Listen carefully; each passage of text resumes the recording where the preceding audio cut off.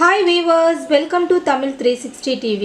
கர்ப்பப்பை தான் ஒரு பெண்ணோட உடல் வலிமைக்கு தேவையான ஹார்மோன்களை தருது. அப்படிப்பட்ட கர்ப்பப்பையை எடுத்தவங்க என்னென்ன பிரச்சனைகளை சந்திக்கிறாங்க, கர்ப்பப்பையை எப்படி பாதுகாக்கணும் அப்படின்னு தான் இந்த வீடியோவில் டீட்டெயிலாக பார்க்க போகிறோம். பெண்கள் வயதுக்கு வந்ததிலிருந்து மாதவிடாய் நிற்கிற வர சினைமுட்டை பையிலிருந்து மாதம் ஒரு முட்டை வெளியாகுது. அது விந்துவுடன் சேர்ந்து கரு உருவாகும். அது கருப்பையில் வளர்ச்சியடைந்து குழந்தை பிறக்கிறது. பலரும் சினைப்பையும் கருப்பையும் குழந்தை பிறப்பதற்காக மட்டும்தான் என நினைக்கிறார்கள். பெண்களின் சினைமுட்டை பையில் உருவாகும் ஈஸ்ட்ரோஜன் ஹார்மோன் தான் பெண் தன்மை மற்றும் சத்துக்களை கொடுக்கிறது, எலும்புகளையும் வலுப்படுத்துகிறது. மாதவிடாய் நிற்கும் வரை சினைமுட்டை பையில் ஈஸ்ட்ரோஜன் சுரப்பு அதிகமாக இருக்கும். அதன் பின்னர் மெல்ல மெல்ல குறைந்துவிடும். பெண்களுக்கு மாதவிடாய் நிற்கும் சராசரி வயது 51.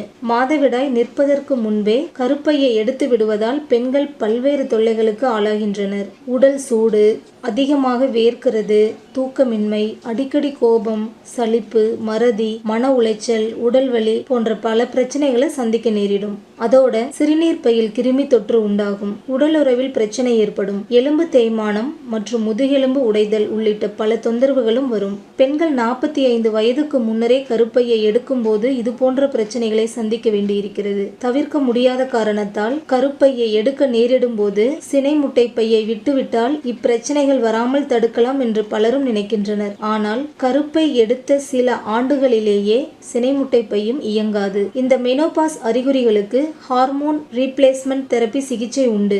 ஆனால் அது கடும் எதிர் விளைவுகளை ஏற்படுத்தும். இரத்த குழாயில் ரத்தம் உறைதல், மார்பக புற்றுநோய் போன்ற பிரச்சனைகளுக்கு வழிவகுக்கும். எனவே கருப்பையை எடுப்பதை விட அதை பாதுகாப்பதே சிறந்தது. அதிகமாக உதிரம் போதல், வலி, சிறிய கட்டிகள், வெள்ளைப்படுதல் ஆகியவற்றை காரணம் காட்டி கருப்பையை அகற்ற வேண்டாம். இது போன்ற பிரச்சனைகளுக்கு மாற்று வழிகளை கடைபிடிக்கலாம். கட்டி மிகவும் பெரிதாக இருந்தால் வளர்ந்து கொண்டே போதல், கேன்சர் கட்டியாக மாற வாய்ப்பு இருத்தல், மாதவிடாய் உதிரம் மருந்துக்கு கட்டுப்படாமல் போகுதல் போன்ற வலியில்லாத காரணத்தால் மட்டுமே கருப்பையை அகற்றலாம். பிறகு கட்டி வரலாம் என்ற கற்பனையில் கருப்பையை அகற்றக்கூடாது. நவீன மருத்துவத்தில் சினைப்பை மற்றும் கருப்பையை அகற்றாமலேயே கட்டியை அகற்ற லேப்ராஸ்கோப் முறையில் பல சிகிச்சைகள் உள்ளன. மெனோபாஸ் பிரச்சனைகளுக்கு கர்ப்பவியல் நிபுணர்களை அணுகும் போது சரியான மருத்துவம் கிடைக்கும். கருப்பையை அகற்றும் அறுவை சிகிச்சை எதுவாக இருந்தாலும் அதில் சில பிரச்சனைகளும் இருக்கும். கருப்பை வாயில் புற்றுநோய் ஏற்பட வாய்ப்புள்ளதா என்பதை சிறிய சோதனை மூலம் தெரிந்து கொள்ளலாம். அடிக்கடி அபார்ஷன், அதிக டெலிவரி, மாதவிலக்கின் போது அதிக இரத்தப்போக்கு, சிறுநீரக தொற்று, சக்கர நோய், இரத்த கொதிப்பு, உடல் பருமன், தைராய்டு போன்ற உடல்நல குறைபாடு இருப்பவர்களுக்கு கருப்பை பிரச்சனை ஏற்படும் வாய்ப்பு அதிகம். பரம்பரை காரணங்களாலும் பெண்களுக்கு வரலாம். இரத்தத்தில் சர்க்கரையின் அளவை சோதித்து கட்டுப்பாட்டில் வைக்க வேண்டியது மிகவும் அவசியம். அதேபோல் உயரத்துக்கு ஏற்ற எடையை பராமரித்தல், தினமும் வாக்கிங், சத்தான உணவு என்று வாழ்க்கை முறையை மாற்றிக்கொண்டால்தான் கருப்பையை காப்பாற்றிக் கொள்ள முடியும். நார்ச்சத்து அதிகம் உள்ள உணவுகள் உட்கொள்ள வேண்டும். இரும்புச்சத்து உணவுகள் அவசியம். உப்பை கண்டிப்பாக குறைக்கவும். குளிர்பானங்கள், பதப்படுத்தப்பட்ட உணவுகள், இனிப்பு வகைகள், ஐஸ்கிரீம், மாவுச்சத்து அதிகம் உள்ள உணவுகள், கிழங்கு வகைகளை தவிர்க்க வேண்டும். அரிசி உணவுகளையும் குறைக்க வேண்டும். உணவில் 1 கப் சாதத்துடன்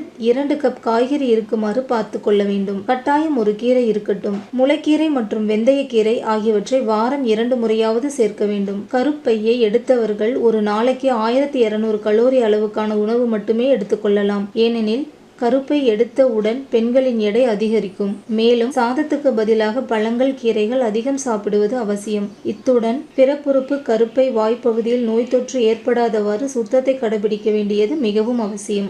கருப்பையை பாதுகாக்க இயற்கையான வைத்தியம் என்னன்னு பார்த்தோம் அப்படின்னா, வெள்ளரி விதையை அரைத்து பால்ல கலந்து குடிச்சோம்னா சிறுநீர் தொடர்பான பிரச்சனைகள் தீரும். அடுத்து வெந்தயக்கீரையோட பூண்டு, உப்பு சேர்த்து அரைச்சு சாப்பிட்டோம்னா உடல் சூடு குறையும். மாதவிலக்கு குறிப்பிட்ட நேரத்தில் ஏற்படாதவங்களுக்கு வெங்காயத்தூள், காய வைத்த கருப்பு எள், கருஞ்சீரகம் ஆகியவற்றை சம அளவு எடுத்து அரைத்து உட்கொள்ளலாம். மாதவிலக்கு தடைபடும் காலங்களில் காலை மாலை இருவேளையும் 1 ஸ்பூன் அளவுக்கு 3 நாட்கள் சாப்பிட்டால் மாதவிலக்கு ஏற்படும். விலா மரத்தின் பிசினை மஞ்சள் சேர்த்து ஊற வைத்து சாப்பிட்டு வந்தால் வெள்ளைப்படுதல் குணமாகும். வாழைப்பூ பூவை இடித்து சாறு எடுத்து அதில் பனங்கற்கண்டு சேர்த்து குடித்து வந்தால் வெள்ளைப்படுதல் குணமாகும். வல்லாரைக்கீரை சாற்றில் பெருஞ்சீரகத்தை ஊற வைத்து உலர்த்தி பொடியாக்கி தினமும் 2 கிராம் அளவுக்கு சாப்பிட்டால் மாதவிலக்கு கோளாறு சரியாகும். லவங்கப்பட்டையை பொடி செய்து தினமும் 2 கிராம் அளவுக்கு சாப்பிட்டு வந்தால் மாதவிலக்கின் போது அதிக இரத்தப்போக்கு நிற்கும். முள் லவங்கப்பட்டையை 200 கிராம் அளவுக்கு எடுத்து பொடி செய்து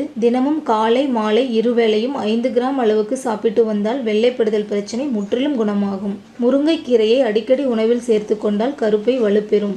இப்போ நான் சொன்ன டிப்ஸ் எல்லாமே உங்களுக்கு யூஸ்ஃபுல்லாக இருக்கும்னு நான் நம்புகிறேன். இந்த வீடியோ உங்களுக்கு யூஸ்ஃபுல்லாக இருந்துச்சுன்னு நினச்சிங்கன்னா நீங்கள் விரும்புகிற ஒருத்தருக்கு இந்த வீடியோவை வாட்ஸ்அப்பில் ஷேர் பண்ணுங்கள். தமிழ் 360 டிவியை சப்ஸ்கிரைப் பண்ணலன்னா இப்போவே கீழே இருக்கிற ரெட் கலர் பட்டன் அழுத்தி சப்ஸ்கிரைப் பண்ணிக்கோங்க. நாங்கள் அப்லோட் பண்ணுற வீடியோஸை உடனுக்குடன் தெரிஞ்சுக்கணும் அப்படின்னா மறக்காமல் பக்கத்தில் இருக்கிற பெல் ஐக்கானையும் கிளிக் பண்ணிக்கோங்க.